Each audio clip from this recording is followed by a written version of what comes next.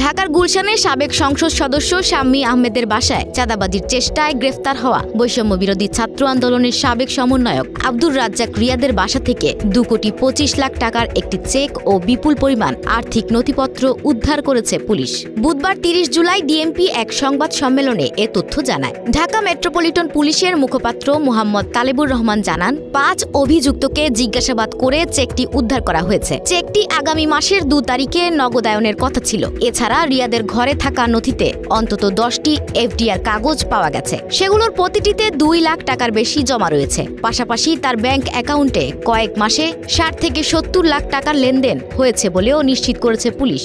রিয়াদ সহ 5 জনকে 26 জুলাই সন্ধ্যায় গুলশানের একটি বাসায় চাঁদা আদায়ের সময় হাতে নাতে আটক করা হয়। অন্য অভিযুক্তরা হলেন সাকাদাউন সিয়াম, সাদমান সাদাব, আমিনুল ইসলাম এবং ইব্রাহিম হোসেন মুন্না। গ্রেফতারের পর কলাবাগান থানায় নতুন করে মামলা দায়ের করা হয়েছে এবং 4 জনকে 7 দিনের রিমান্ডে নেওয়া হয়েছে। মামলার এজাহারে উল্লেখ করা হয়, 17 জুলাই রিয়াদ ও একজন সহযোগী শাম্মী আহমেদের কাছে 50 লাখ টাকা ও স্বর্ণালংকার দাবি করেন।